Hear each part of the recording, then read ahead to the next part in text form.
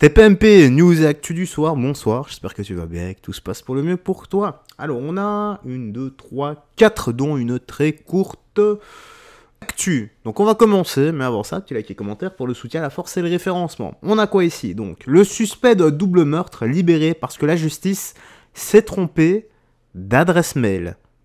C'est vice de procédure, truc du style, j'en sais rien, mais... écoutons et après... on va réagir à cette dinguerie si jamais. Monumental. Ouais. On se souvient tous de l'affaire Leslie et Kevin. Ils avaient 21 ans et 22 ans. Ils avaient été assassinés dans la nuit du 26 novembre 2022. J'en avais longuement parlé ici sur ce plateau.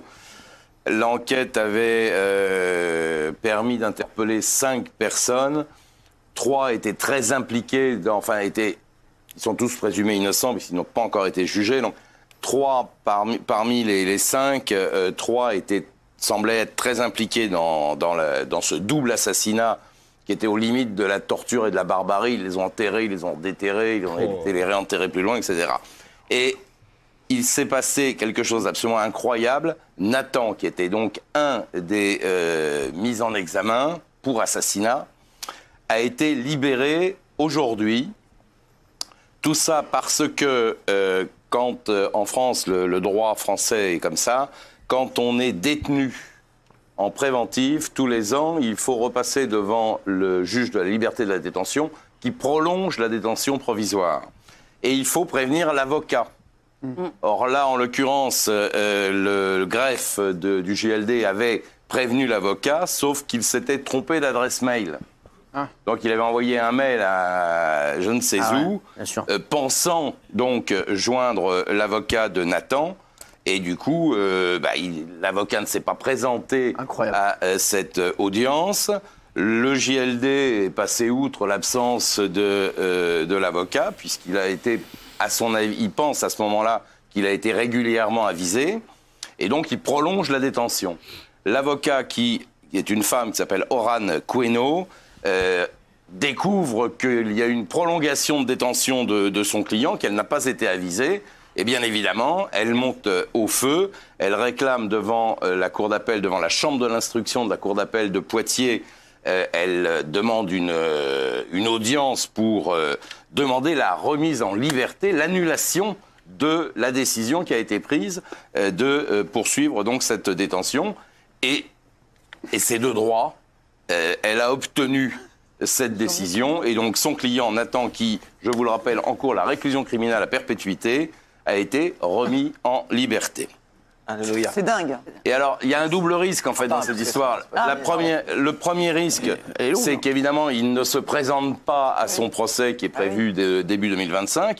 Et l'autre risque, parce qu'il habite à 10 km du domicile des parents de ses victimes, ils ne sont pas, ils s'étaient distingués à l'époque par, ils avaient mis la tête des auteurs, il avait mis une tête, enfin les têtes, comme on dit, une prime. La tête à prime. Non, c'est pas une tête à prime. Enfin, bon, bref. Il avait proposé de l'argent. Oh, il n'y a pas la suite. Truc de barge. Voilà. C'est une sorte de vice de procédure, oui. C'est n'importe quoi. J'ai beau chercher, les gars, et je ne comprends pas cette justice. Et pourtant, je cherche, hein, mais je me fais des nœuds au cerveau, j'en ai marre. J'en ai marre. Et il n'y a rien qui va. On a quoi? Francis Lalanne, condamné pour vol et dégradation. Ok. Bon, bah, il a craqué, lui, ou quoi? Ouais, il a craqué. Très, très importante, mais c'est Francis Lalanne, il a 64 ans, il a effectivement été condamné pour vol et dégradation devant le tribunal d'Aix-en-Provence. Il a été condamné à 120 jours amende, à 10 €. Les faits qu'il a commis étaient à l'encontre de son ex-compagne, qui est une violoncelliste connue, qui s'appelle Alice Poussin. Elle avait 26 ans. Enfin, elle a 26 ans. Et les faits se seraient déroulés donc le 29 janvier 2023 et des dégradations en février de la même année. Alors, c'est parce que c'est Francis Lalanne, mais il a volé le portable de sa compagne avec laquelle il était en train de se séparer pour fouiller, probablement par jalousie, pour essayer de retrouver dans le portable des traces, des preuves de quelque chose. Et il a également endommagé la porte de son immeuble, enfin de son domicile. Alors elle avait peut-être un peu surjoué les choses en demandant une ordonnance de protection finalement rejetée par le juge des affaires familiales. Non, on ne sait pas, mais on peut pas le savoir. En tout cas, le juge des affaires familiales a rejeté la demande. Ah, d'accord. Et je précise également qu'il est convoqué pour abandon de famille. Il va être convoqué en octobre 2025 pour abandon de famille et non-versement de sa pension alimentaire, parce qu'il a eu une petite fille avec cette femme. Alors, séparation en 2023, plainte pour violence conjugale, harcèlement, violation de domicile, harcèlement moral, tout ça a été classé sans suite. Donc voilà, c'est pour ça que je me permettais tout à l'heure de dire peut-être qu'elle a un peu surjoué cette histoire.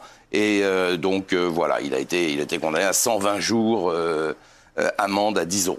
Très bien. Merci beaucoup d'avoir été avec nous. On se retrouve demain. Bon. Ouais. Qui craque. Voilà. Faut voir si c'est vrai, moi je suis pas... Je ne sais pas, j'étais pas là, donc...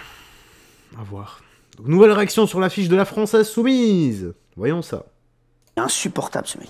Allez, on va passer à la dernière image du jour. Ah, encore la France Insoumise, tiens. Vous savez, c'est encore l'affiche. Ça faisait longtemps. Il y a encore des gens qui ont réagi. Eh oui. Laurent Wauquiez a réagi. Regardez encore Laurent. Regardez Laurent. Laurent. Wauquiez. Inadmissible. Inadmissible et malheureusement tellement prévisible. On a une explosion de l'antisémitisme dans notre pays. C'est même plus de l'antisémitisme, hein, c'est globalement un discours sur la haine des Juifs qui est alimenté par la France Insoumise. La France Insoumise a une immense responsabilité. Je considère que c'est le premier danger aujourd'hui pour la République. On a encore vu ce week-end l'attitude incroyable de morgue de Jean-Luc Mélenchon, qui n'accepte même pas de présenter ses excuses sur cette affiche indigne qui reprend les codes du nazisme avec laquelle il s'est attaqué à Cyril Hanouna. Voilà, il faut que tous les Français ouvrent les yeux. Jean-Luc Mélenchon, la France Insoumise est la première menace aujourd'hui pour la République. Merci. Laurent Wauquiez, en tout cas merci à lui qui mouille la chemise sur cette affaire depuis le début, Laurent. Bruno Retailleau également s'est exprimé, notre ministre de l'Intérieur, puisque il y a Olivier Paccaud, le sénateur LR de l'Oise, qui a franchement fait une tirade incroyable. Regardez, c'était au Sénat aujourd'hui. Merci Monsieur le Ministre. L'antisémitisme à l'âge de la Bible, et même plus, il a toutes les couleurs de l'arc-en-ciel de la haine, le vert de l'islamisme, le brun du fascisme et le rouge sang de LFI, la France indigne, ignoble, immonde, inculte, ce parti qui se dit antifasciste, mais qui incarne aujourd'hui le fascisme en France en nourrissant la bête immonde de sa pitance méphitique. Chers collègues de gauche, je vous ai entendu, mais réveillez-vous, vous qui êtes républicains, brisez vos chaînes de la soumission électorale à LFI. Amis républicains, faisons fi de LFI.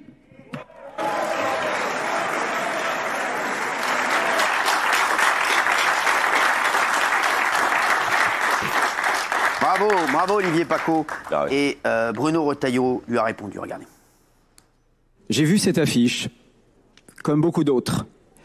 Elle représentait deux animateurs, M. Cyril Hanouna et Pascal Praud. Cette affiche avec clairement des relents antisémites. Elle a été très vite retirée, certes, mais qui s'est excusé? J'ai entendu quelques voix, mais qui dans ce parti que vous avez pointé, qui est représenté à la nationale, qui s'est excusé? Aujourd'hui, l'antisémitisme a muté, il revient en force. Hier, aujourd'hui encore sans doute, il était le fait de l'extrême droite. Aujourd'hui, c'est résiduel. Désormais, il présente un double visage, le visage de l'islamisme politique et le visage aussi d'une extrême gauche très sectaire qui utilise l'antisionisme pour attiser la haine raciste, la haine antisémite. Bravo. Juste, très juste. Bravo. Très juste. Et on va finir ici. C'est l'état désastreux de la gaieté lyrique après l'expulsion des clandestins.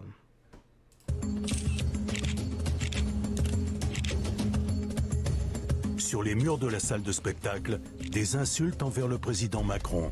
et des messages de haine contre la France et l'Europe. C'est fou. On va loger des gens qui écrivent Nique la France sur le mur. Non mais c'est ça, non mais franchement, non mais ça je suis complètement d'accord avec Jean. Non mais franchement, c'est insupportable. Bien sûr, en fait, ils ont voté, ça engage les 400 qui étaient là, le fait qu'il y ait un connard qui ait mis ça. Ça les engage tous, c'est logique, bien sûr. En fait, il n'y avait que 10 mineurs. Bien sûr, il n'y avait que 10 mineurs. En réalité. Ah oui, il a les chiffres, Bernard Montiel. Moi, je ne suis pas choqué par l'état général quand tu sais qu'ils étaient 400, qu'ils ont occupé cet endroit pendant quoi 4 mois et que c'est pas prévu pour, c'est-à-dire qu'il n'y a pas assez de cabines de douche. Moi, je suis choqué par... Il n'y a pas de lit, donc ils dorment. Ça va être trop du théâtre, en fait. C'est pas ce que je dis, je dis juste que... Mais allez, donnez de l'argent pour qu'ils refassent le théâtre, tiens, vous, donnez de l'argent. Ouais, je vous le dis. Moi, je suis choqué. Oh. Bah, au-delà de ça, Thomas Guénolé, tu peux prendre un ou deux migrants chez toi, non? Allez, c'est là-dessus qu'on va conclure. Rien d'autre à ajouter, tu me laisses tes impressions en commentaire. Prends bien soin de toi, des gens que tu aimes, garde la foi. Et que Jésus-Christ te bénisse. Ciao. Et à la prochaine.